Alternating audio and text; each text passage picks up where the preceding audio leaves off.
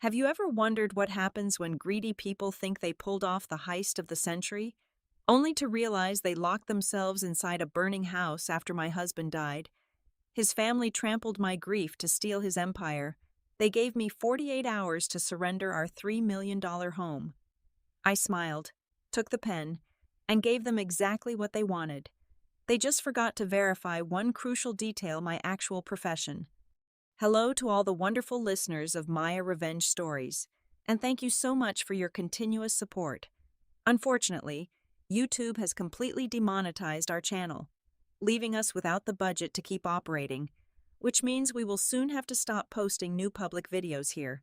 If you enjoy today's story and want to help us survive, please consider joining our Patreon, where you will find exclusive, true stories that are even longer, featuring richer details and multiple emotional voice actors bringing the drama to life. You can join by scanning the QR code on your screen right now, or by clicking the Patreon link in the description or the pinned comment below. Now, please settle in and listen closely, because today I, Danielle Walters, am going to tell you how my nightmare began under the freezing rain of Seattle.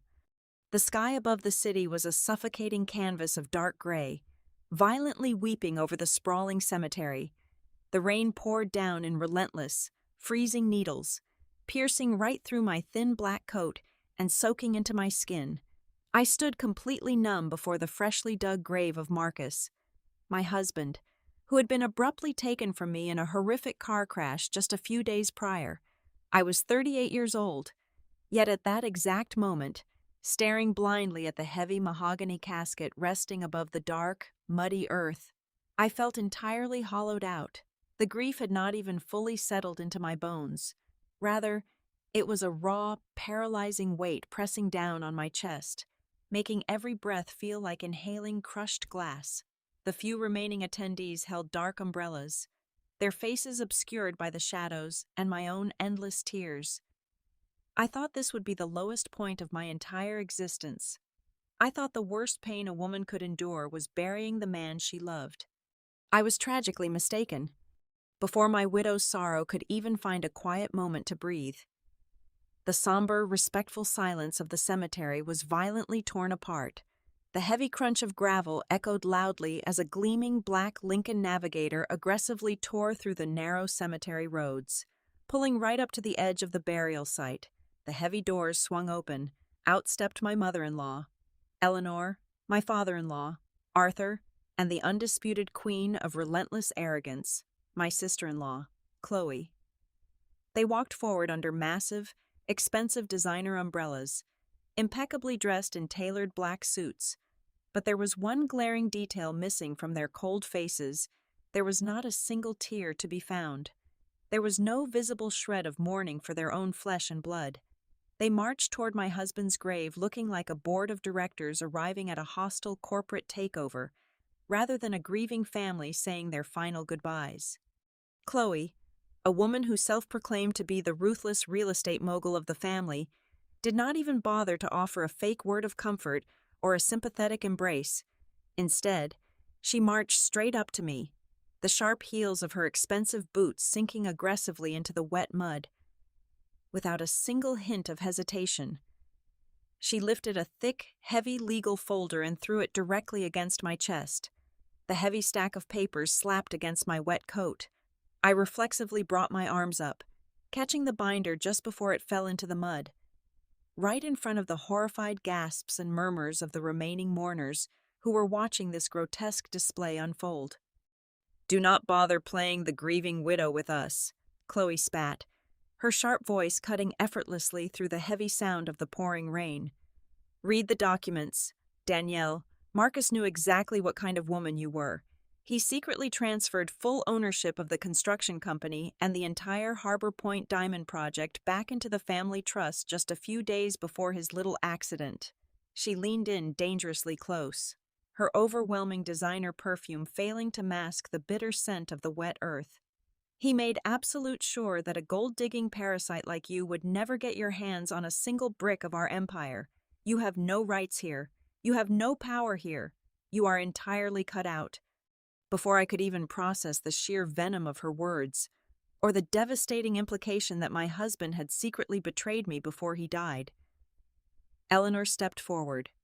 My mother-in-law offered a cold, predatory smirk that made my stomach turn violently. "And do not bother trying to run to the bank, my dear," Eleanor announced, her tone dripping with a sickeningly icy satisfaction. "Our corporate lawyers secured an emergency court order early this morning. Your joint bank accounts are completely frozen. You cannot touch a single penny. You have exactly 48 hours to pack your cheap clothes and vacate the $3 million mansion you and my son were living in. If you are still breathing on our property by the time the clock runs out, I will personally have the local police drag you out for criminal trespassing." I stood rigidly rooted in the freezing mud, completely paralyzed by a betrayal I could not yet fully comprehend. I did not utter a single word in defense. I just clutched the soaking wet legal folder tightly against my chest. The rain washed heavily over my face, mixing seamlessly with the very last tears I would ever shed for that wretched family. Arthur simply adjusted his expensive tie, looking right through me with dead eyes, as if I were nothing more than worthless garbage abandoned on the sidewalk. With a collective sneer of victory, the three of them turned their backs and walked triumphantly back to their luxury vehicle. They climbed inside and drove away, utterly convinced that they had just successfully swept an annoying little bug off their flawless corporate chessboard. They truly believed they had left me with absolutely nothing. But as the dark Lincoln Navigator disappeared into the thick gray Seattle fog, the blinding shock in my chest slowly stopped hurting, and quietly began to crystallize into a sharp, unforgiving rage. I did not drive back to the empty, echoing mansion to pack my bags.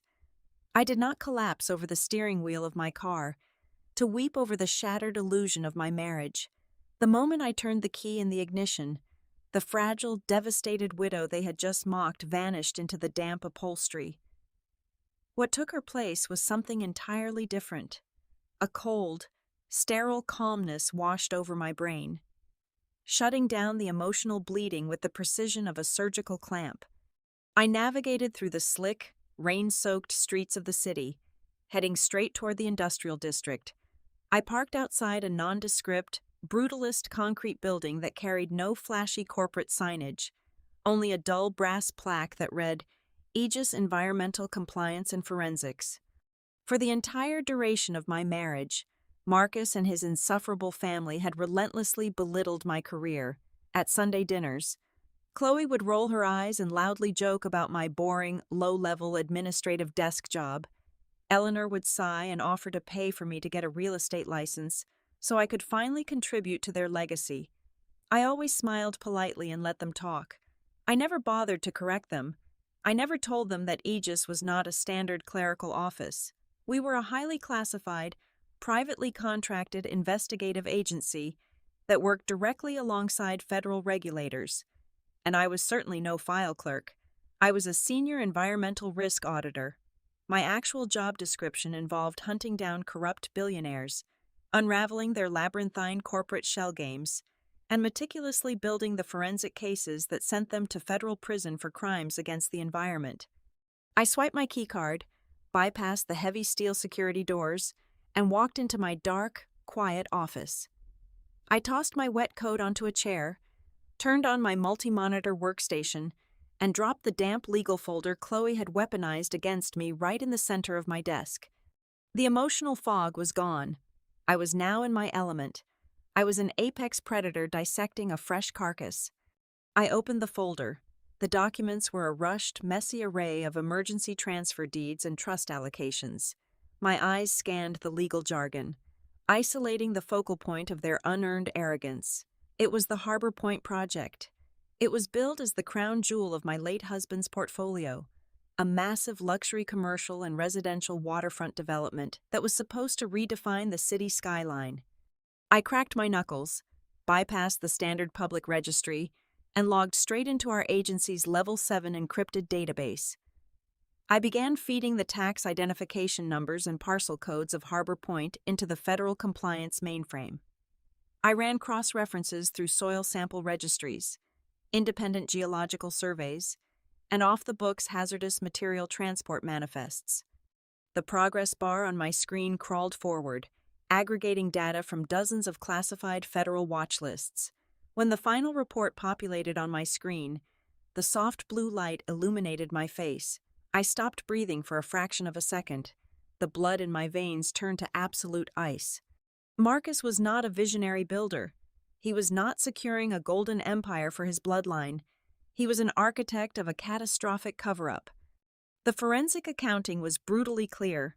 Over the past 2 years, his construction firm had been quietly hemorrhaging money. To stave off a catastrophic bankruptcy, my husband had made a deal with the devil.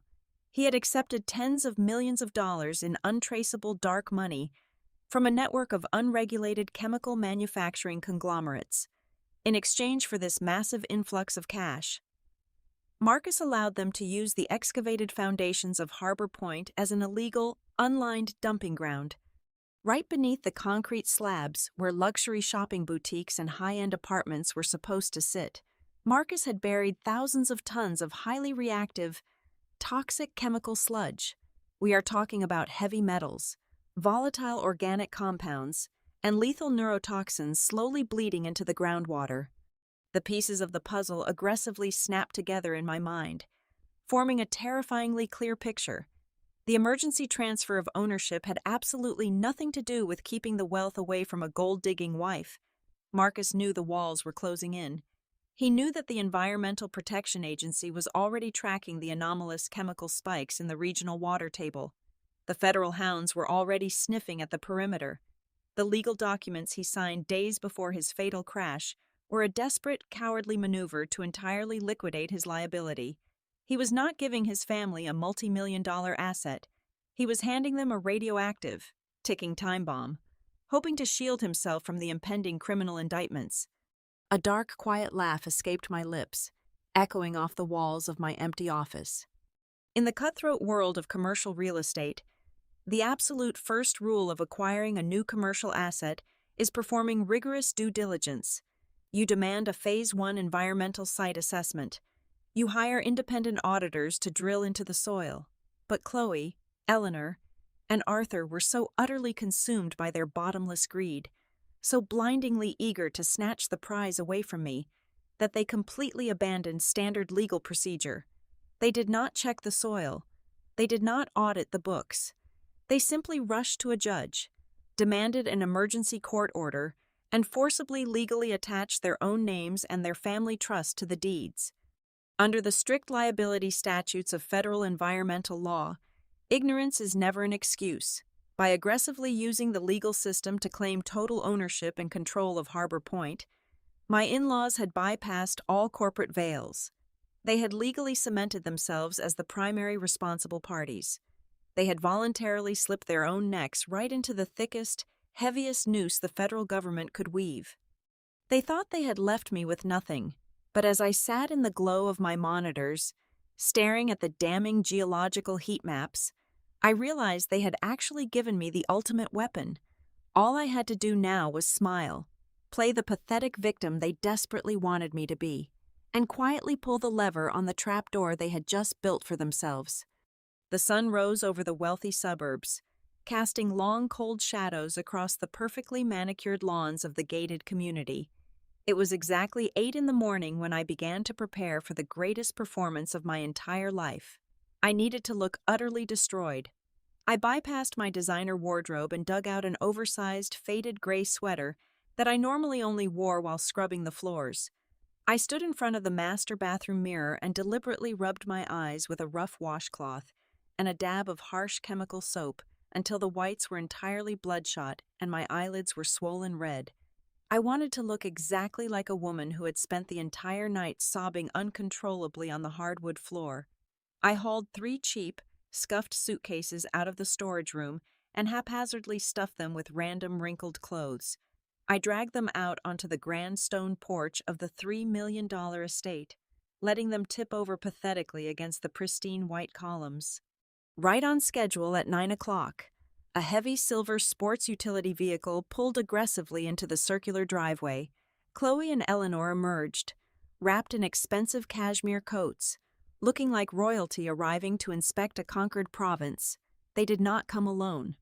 Two massive, broad-shouldered private security guards stepped out of the vehicle, folding their thick arms across their chests as they flanked my mother-in-law and sister-in-law. The message was incredibly clear.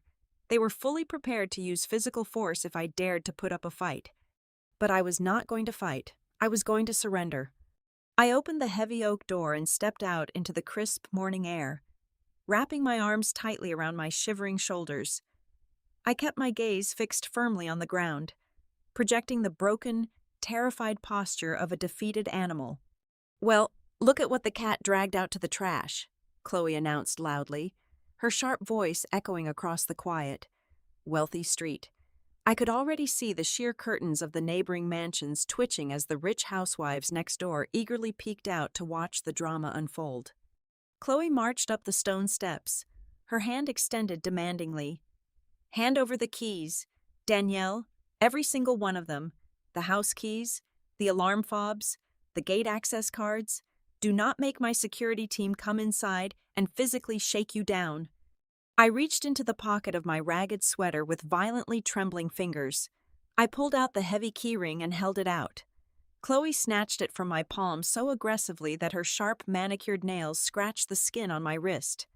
"You really thought you could outsmart us, did you not?" Eleanor chimed in, slowly walking up the steps with a look of absolute disgust on her face. "You thought you could latch onto my son and drain our family dry. Look at you now. A pathetic little nobody getting thrown back into the gutter where you belong." This was my cue. I let my breathing hitch. I forced a wet, ragged sob from the back of my throat. Tears, genuinely stinging from the harsh soap I had used earlier, began to spill rapidly down my cheeks. I dropped to my knees on the cold stone porch, grasping at the hem of Eleanor's expensive coat. "Please," I begged, my voice cracking perfectly in the cold air. "Please, Eleanor, I have absolutely nothing.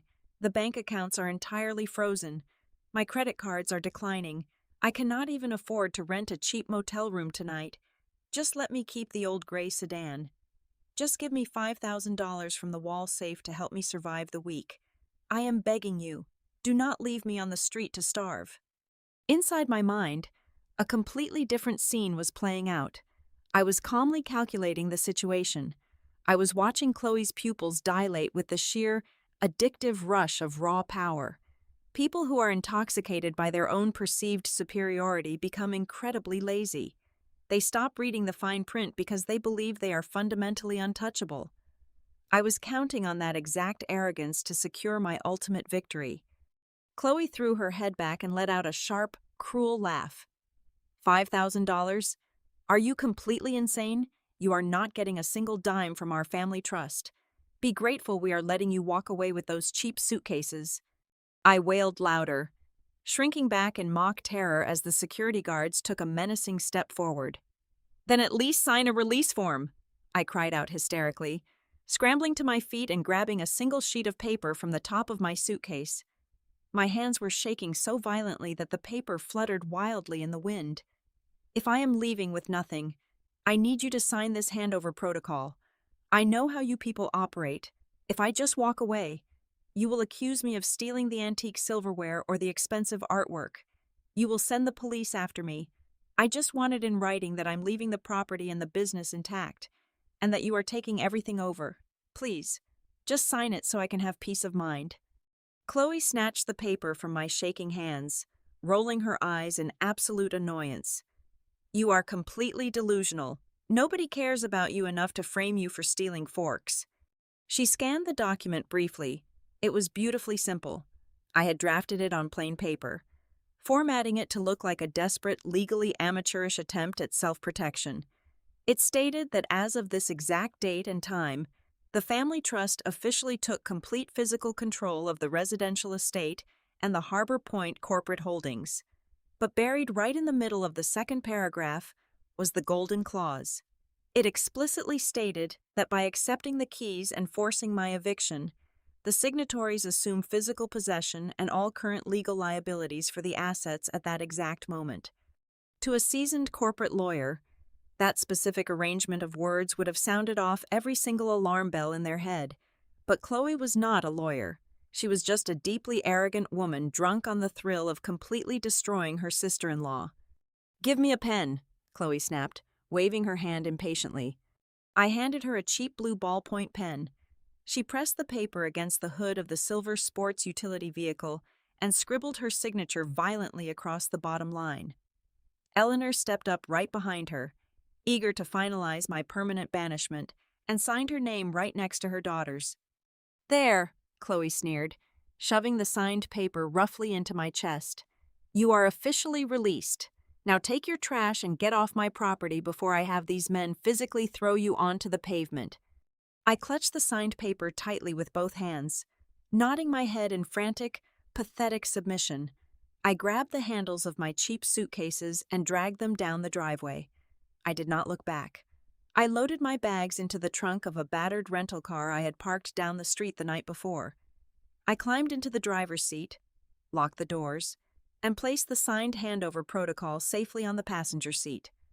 Through the rearview mirror, I watched Chloe and Eleanor unlock the grand front doors of the mansion, high-fiving each other in absolute triumph.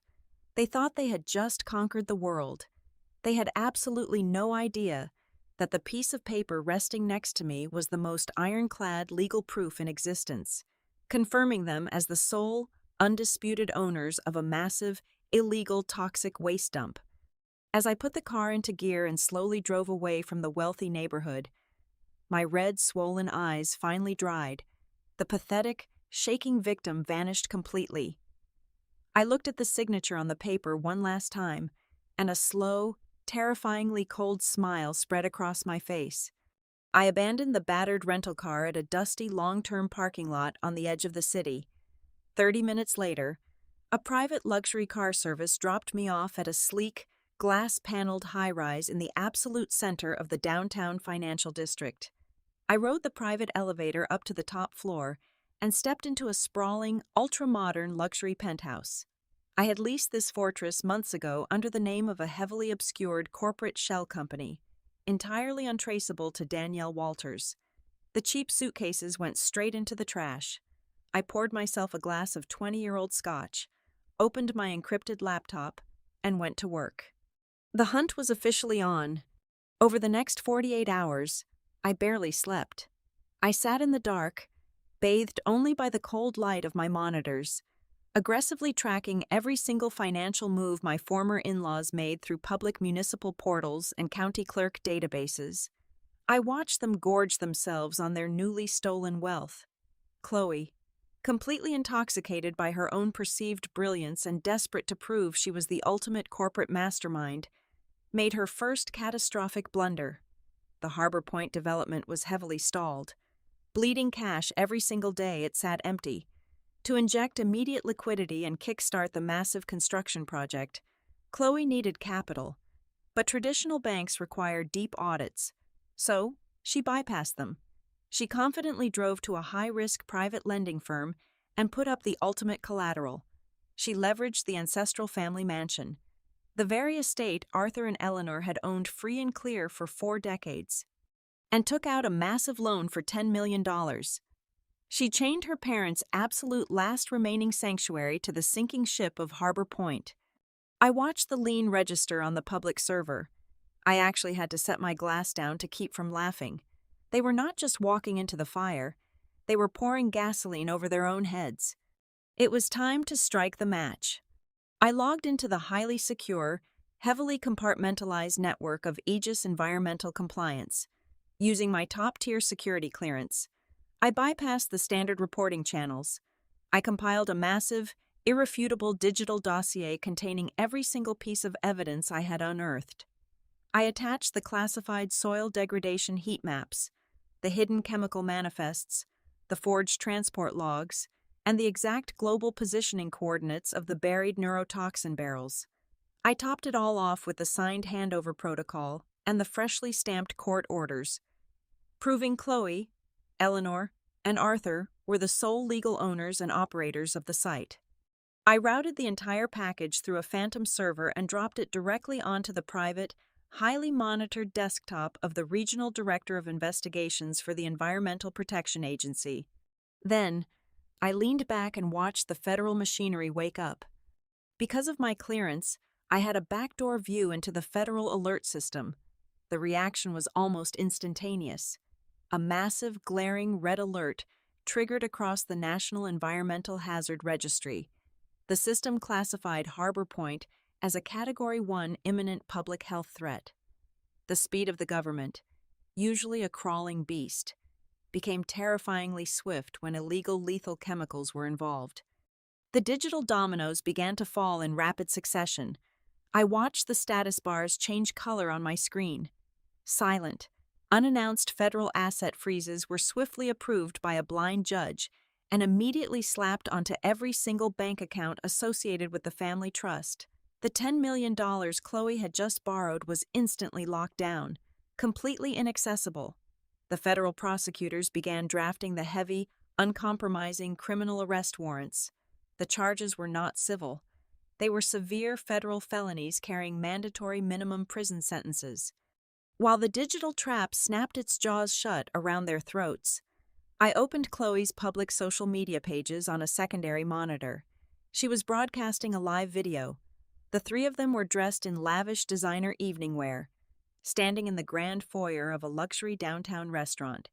They were hosting an extravagant, heavily catered party to celebrate Chloe officially taking over as the new chief executive officer of the family empire. Chloe was holding up a crystal flute of expensive champagne, laughing loudly for the camera, bragging about her brilliant business acumen and the unstoppable future of their family dynasty. They were toasting to their incredible success. They were entirely, blissfully blind to the reality of their situation. They had no idea that a high-resolution government satellite was currently repositioning in the upper atmosphere to scan the exact thermal footprint of their toxic land. They did not know that less than 3 miles away from their champagne toast, heavily armed federal agents wearing dark tactical jackets were actively loading their weapons, checking their heavy body armor, and reviewing the blueprints of the family mansion. The clock had completely run out, and the executioners were already on their way. The final battleground was chosen by the enemy. It was located on the 55th floor of a prestigious downtown skyscraper, inside the primary glass-walled conference room of Vance, the notoriously ruthless and remarkably sleazy corporate attorney retained by my late husband's family. The room was designed to intimidate. It featured floor-to-ceiling windows offering a dizzying view of the city, a massive table carved from a single slab of polished mahogany, and an atmosphere dripping with expensive cologne and unearned entitlement. I walked into the Lion's Den at exactly 2 o'clock in the afternoon. I was accompanied by my own legal counsel, a sharp, fiercely intelligent attorney named Mr. Sterling, whom I had extensively briefed and directed to play a very specific, carefully rehearsed role. I immediately slipped back into my pathetic widow persona. I kept my shoulders hunched, my eyes darting around the opulent room like a trapped rabbit. A young legal assistant handed me a glass of ice water. I held it with both hands, deliberately allowing my fingers to tremble just enough so that the ice cubes clinked audibly against the crystal glass. Across the massive table sat my executioners. Eleanor and Arthur sat rigidly in their plush leather chairs, looking at me as if I were a foul odor that had just drifted into the room. Chloe was seated directly in the center, lounging back with her legs crossed, wearing a designer suit that probably cost more than most people earned in an entire decade. Beside her sat Vance. He had slicked back hair, a perfectly tailored suit, and the predatory smile of a man who made a very comfortable living crushing vulnerable people. Vance did not bother with pleasantries. He reached into his premium leather briefcase, pulled out a thick stack of legal documents, and slid them aggressively across the smooth mahogany surface until they stopped right in front of me. "Let us not waste any valuable time," Vance began, his voice smooth and incredibly condescending. "What you are looking at is a comprehensive, irrevocable waiver of rights, a total and unconditional surrender. By signing this document, you formally acknowledge that you have absolutely zero claim to the Marcus Walters estate, zero claim to the family trust, and zero rights to any profits, dividends, or assets generated by Harbor Point or the associated construction firms. Furthermore, You agree to a permanent gag order and a binding covenant not to sue. You will take nothing, and you will walk away quietly. I stared down at the dense legal text, letting my lower lip quiver. I took a shaky sip of water. The silence in the room was heavy, thick with the family's palpable anticipation of their ultimate victory. This was the moment. I nudged Mr. Sterling under the table with my foot. My lawyer cleared his throat, adjusting his glasses and putting on a masterful display of professional hesitation. "Mr. Vance," Sterling said, his voice quiet and deliberately weak. "My client is completely broken. She has no desire to fight your clients for the fortune. She is prepared to sign away her entire inheritance today. However, she is a deeply risk-averse woman. She does not understand the complexities of commercial real estate. She is terrified that if she remains attached to her late husband in any legal capacity, she might somehow be held responsible for old business debts, unpaid contractor invoices, or unforeseen corporate liabilities." Vance raised an eyebrow, exchanging a highly amused glance with Chloe. "Therefore," Sterling continued, pushing the document slightly back toward the center of the table, "we respectfully request the addition of one single, comprehensive indemnity clause. If my client is to surrender 100% of the wealth, then the family must legally absorb 100% of the risk. The clause must explicitly state that the family trust and the individuals sitting at this table assume total and absolute responsibility for any and all debts, legal obligations, regulatory fines, or penalties connected to the company, whether they are currently known or completely unknown at this present time.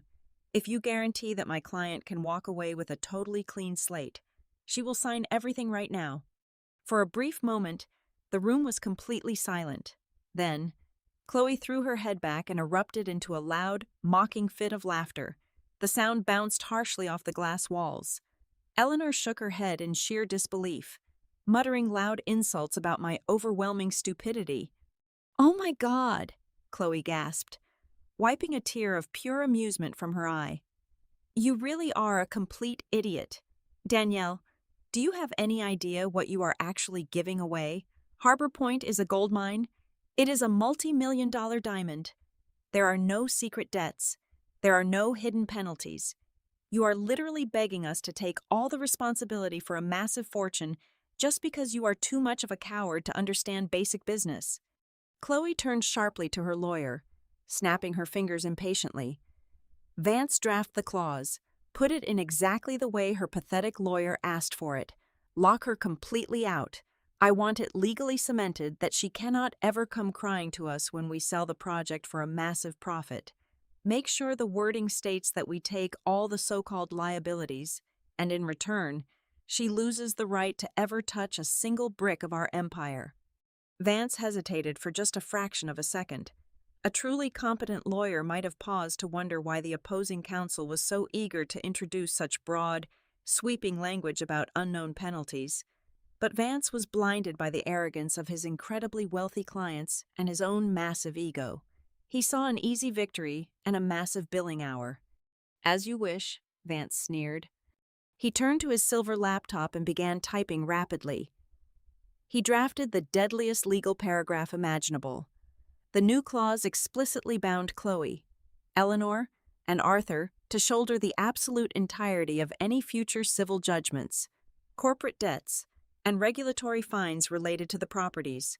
To prove their absolute financial superiority, and to ensure the contract was completely bulletproof against any future claims, Vance even had them sign personal guarantees. They legally pledged their personal bank accounts, their investment portfolios, and the heavily mortgaged family mansion to back the company's obligations.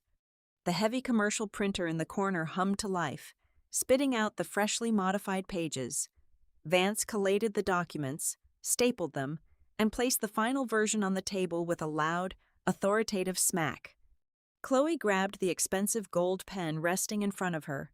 She signed her name with aggressive, triumphant flourishes on every single page. She passed the document to her mother, who signed with equal enthusiasm, followed by Arthur, who scribbled his name without even bothering to read the newly added text.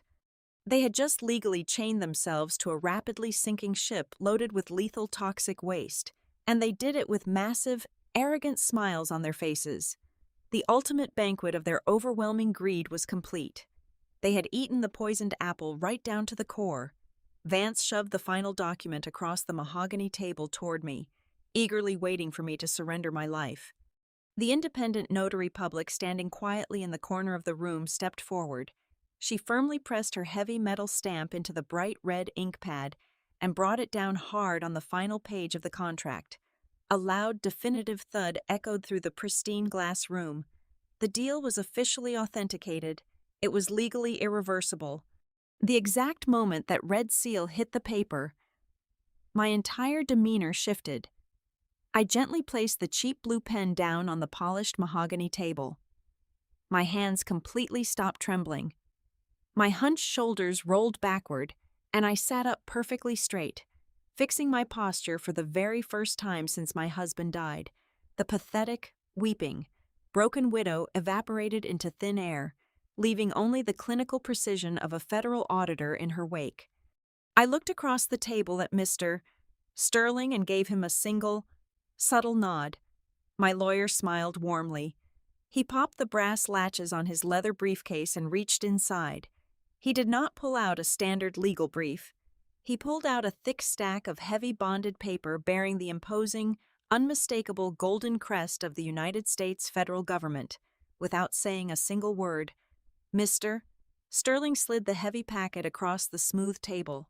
It came to a stop right on top of Vance's freshly signed contract. Vance let out a heavy sigh of annoyance and leaned forward to read the top page. It only took about 3 seconds. I watched it happen in beautiful, satisfying slow motion. The arrogant, predatory smirk completely vanished from his lips.